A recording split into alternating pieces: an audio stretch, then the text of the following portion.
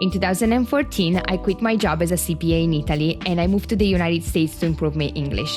This is how my entrepreneurial journey started, and since then, I've been focusing on growing myself to grow my business. In this podcast, I just want to create a collection of all the lessons that I learned through my mistakes and the success that came from the wins, going through all the stories, the fan facts, and the anecdotes that I've been experiencing through this journey. My name is Cristina, and let's start collecting picture memories. In the last days, I've been preparing for a very special and important meeting that I'm gonna have next week with a businessman that I really admire. And knowing me, I'm super nervous. I'm super nervous because I never think that I'm prepared enough.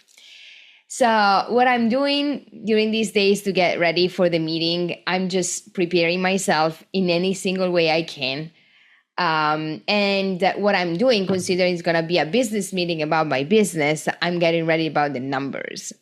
So I love bookkeeping. I love financial. I love like P&L and balance sheet. But it's been like a long time that I don't do like data entry. I was doing everything for my business. So for years, I prepared the financial statements by myself. I also did my tax returns.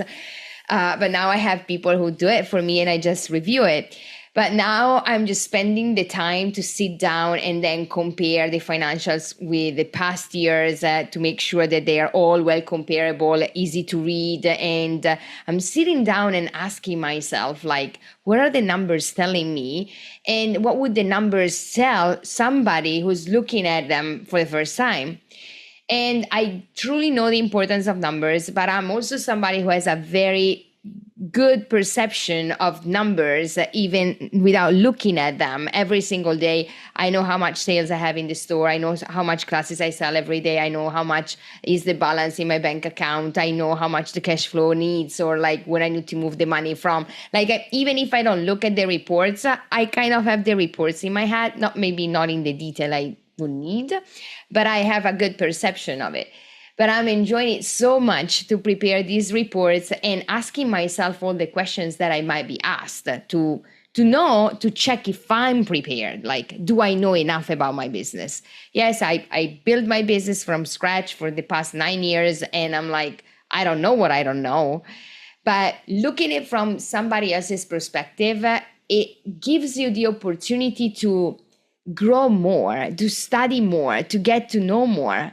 And I think I have a disease of growth. Like I'm just so obsessed with growth and learning something new.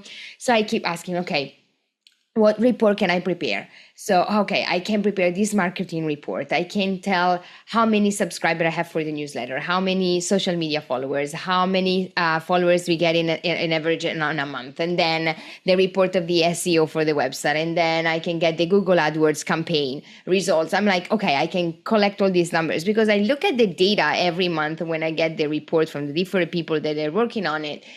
But I barely have the chance to sit down and actually look at them and think about them. And I'm like, okay, what do I want to do now? Like the business keep running and I need to just keep going, and I love it. However the business meeting is going to go, I'm just grateful for the opportunity that it's giving me to sit down and stop and actually do what I would be supposed to be doing every single week at least. But like you just go with the flow. And I'm just really enjoying the power of preparation, because the more time I spend with the numbers, the more time I spend thinking, the less nervous I become. And I'm like, okay, I have a better awareness. I'm more prepared. Now I can go. So I really think that the best antidote for anxiety is preparation. And also what I've been noticing during this day is that it's very different to be prepared and to get prepared for a meeting or like something like this now that I have a team where I can say, hey, can you please prepare me this report? Like, hey, can you please prepare me this part? Can you get me this information from the system? Can you pull me this? Can you organize that? And then I can just collect all the reports and just make them the way I want it, because I'm going to be the one doing the presentation. So I want to actually prepare the presentation myself. Then I'm going to get to the day where somebody's going to prepare me the presentation, and then I'm just going to present it.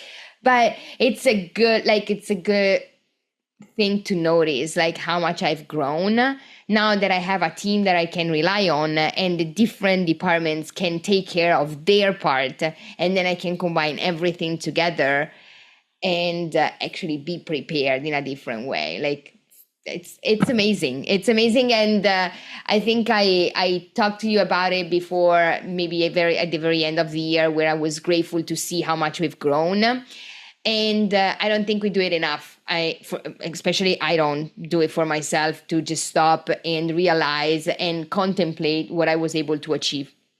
What the business is today, yes, there are roadblocks, there are things that needs to be improved or changed, absolutely. But even realizing, looking at the numbers, okay, it's not what I want, but still, like, just look what you were able to do, and then reason how can you make it better.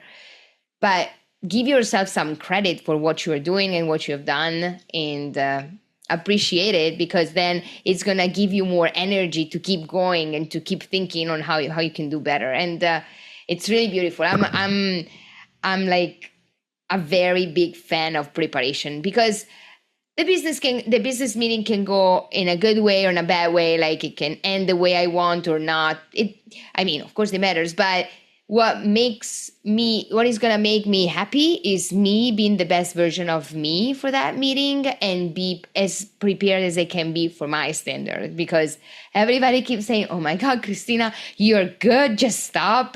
You don't need to do more. You know enough. I'm like, no. And every time that somebody says something like that to me, it's so frustrating, because your standards are just not my standard.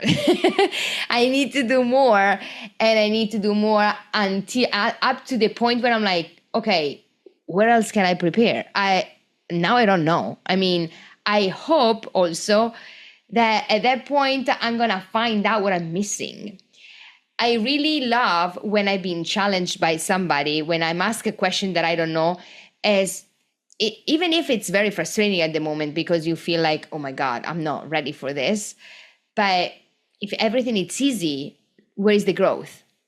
So that is why I like the challenges. And actually, I'm going to try to challenge myself before the meeting and ask myself questions that I don't know, research what should I know about a financial that I haven't watched or like looked at that way. So power of preparation, I'm just obsessed about it.